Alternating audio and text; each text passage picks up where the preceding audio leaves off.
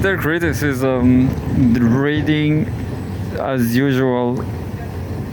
Um, Russia Today, Russia Today, right till the end.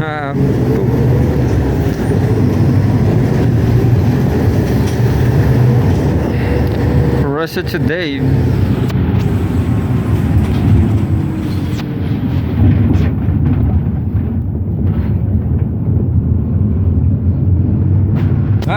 Putin is speaking English. I never saw that. I will heard that just then. Beginning of an end. Gaza woman tells her story of how October 7 destroyed her world. Yeah, I guess, but I'm not sure about it. Because yeah, I suppose, I will read this instead, another one from Zelensky. But yeah, definitely, Vladimir Putin speaking English.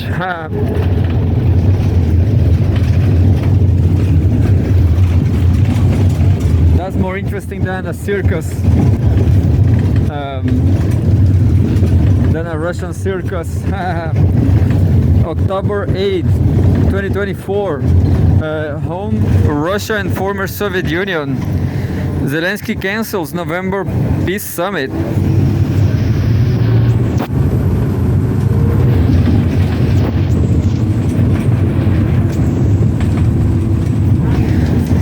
There are no plans to hold the conference at this time, Kiev has said. And we have a photograph of Vladimir Zelensky, Ukraine's Vladimir Zelensky. Ukraine is no longer planning to hold a second peace conference on ending hostilities with Russia. A senior AD to Vladimir Zelensky has said. The meeting had been scheduled for November. Zelensky held an ambitiously named peace summit in June at the Swiss resort of Lucerne, intended to secure international support for his peace formula, a 10-point wish list that Moscow has rejected as delusional. The event, to which Russia has not invited, was widely seen as a complete failure.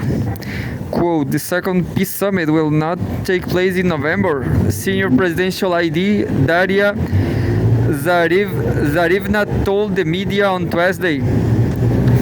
According to Zarivna, work is continuing on preparations for such a meeting with, quote, thematic conferences dedicated to each point so that everything will be ready for the eventual summit. The last of those thematic conferences dealing with humanitarian concerns should take place in Canada at the end of October, Zarivna said. And there's a news related to Zelensky, at least. The West isn't buying Zelensky's victory plans, so what happened next? Interesting, I will read it too.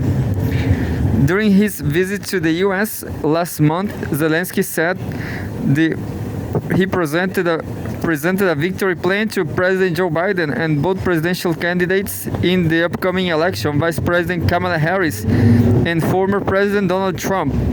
While the exact details have not been made public, the 5 points leaked to the media amount to the West ramping up financial and economic aid to Kiev, admitting Ukraine to NATO and the EU, and allowing long-range missile strikes into Russian territory. Moscow has described the last point as direct participation of the US and its allies in the conflict, which will require an adequate response. Russia has since updated its nuclear doctrine accordingly. On Tuesday, the White House announced that Biden will not meet Zelensky in Germany as previously scheduled, since he has canceled all of his travel plans due to Hurricane Milton impacting Florida. According to Ukrainian media, Zelensky and Biden were supposed to discuss the victory plan this coming Saturday. Moscow has ruled out participation in Zelensky's peace summits, calling any discussion of his formula futile and pointless.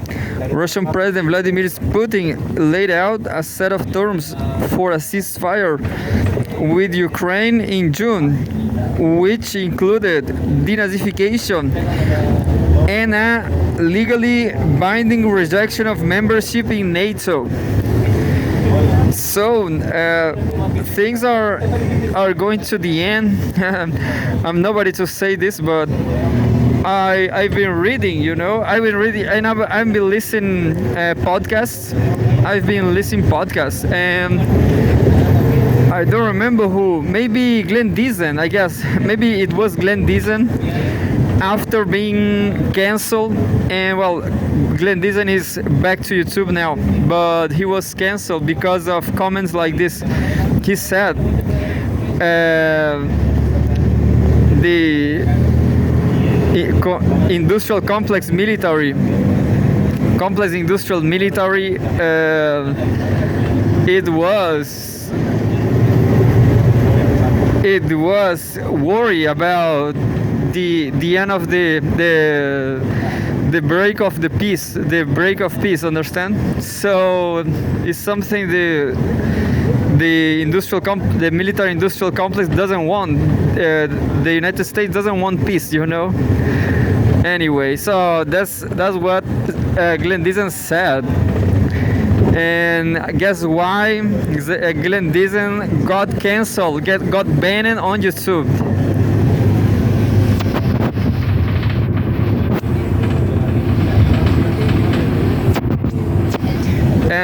Right here, October 7, 2024, home Russia and former Soviet Union. The West isn't buying Zelensky's victory plan. So, what happens next? The Ukrainian leader has tough choices to make. And if he gets them wrong, the situation may spiral out of control. By Vitaly Ryumchin, Gazeta.ru, political analyst. We have a photograph again, Vladimir Zelensky at the UN, New York, September 25th. From Ukraine's perspective, the military confrontation with Russia appears to have finally reached a stalemate. Vladimir Zelensky's latest diplomatic tour aimed at shaking up support for Kiev in the West has brought no breakthroughs, and the future of the conflict is now very much up in the air. The hopes of the Ukrainian leadership have revolved around a so-called victory plan. The title of the document should speak for itself. It is apparently Kiev's strategy for defeating Russia, and it consists of 4 or 5 not entirely comprehensively points. In any case, Zelensky went to the United States last week to present it. During the negotiations, however, it became clear that Ukraine and the West had very different ideas of what the strategy should be. The Americans and the Western Europeans expect Kiev to present them with a clear vision of victory and a roadmap for achieving it. Instead, the Ukrainians brought a list of demands that the US and the EU should fulfill so that Kiev can eventually negotiate for a stronger position. Zelensky insisted that the implementation of all these points, combined with the Kursk operation together with permission to attack Russia with long-range weapons, will help tip the scales in Ukraine's favor. However, according to Western insiders, what the decision makers saw didn't impress them. They consider some of the points to be a repetition of previous demands, adding nothing new to the current dynamics of the conflict, and some of the proposals were considered dangerous by the West. This applies in particular to the type of strikes into Russia touted by Kiev.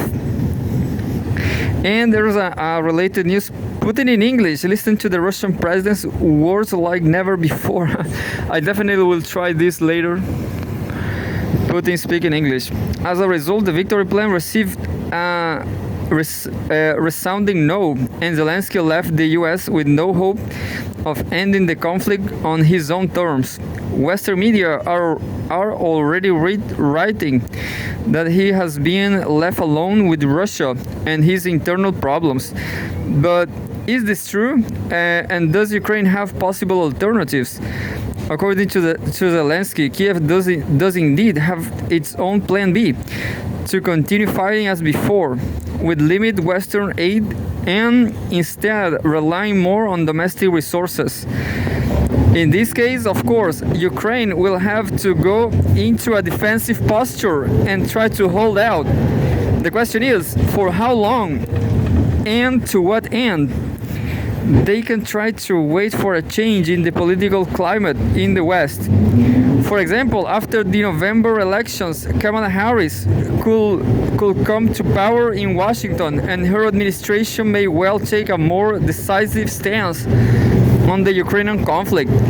The Western Europeans will, of course, have to follow America's lead.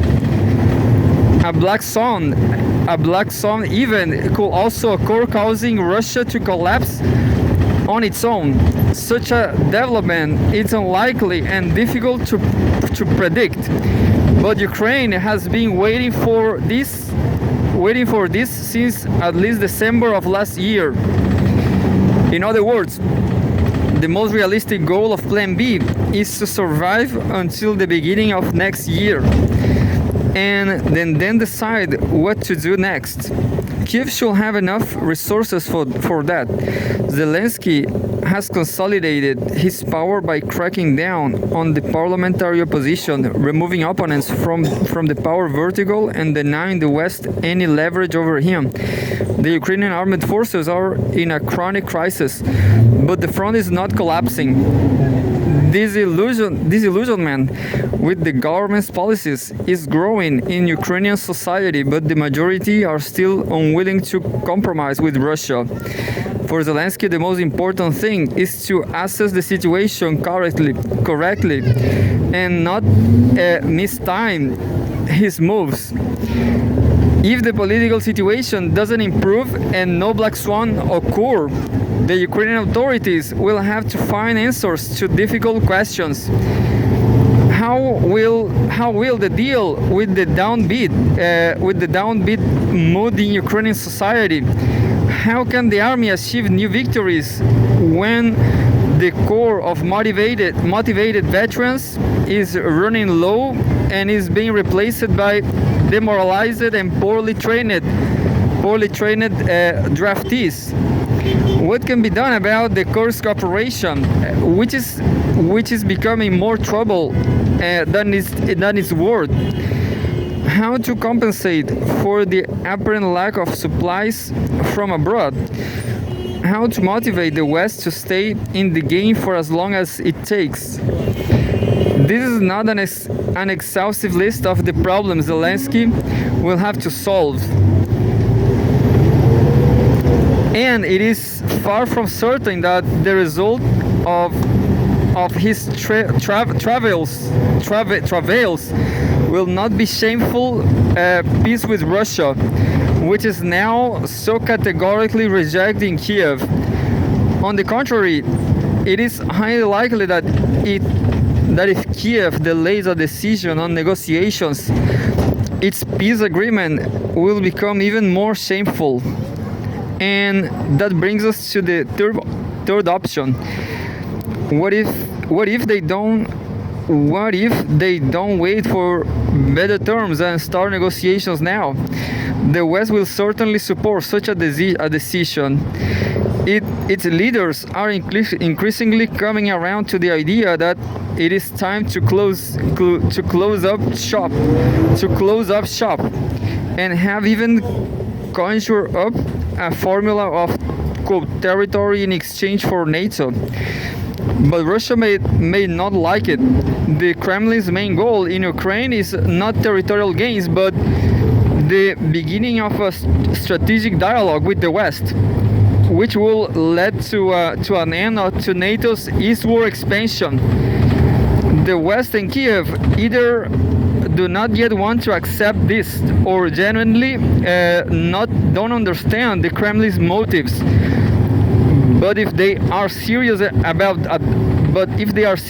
dialogue, Moscow's interests will have to be taken into account. Otherwise, any peace initiative will be doomed to failure.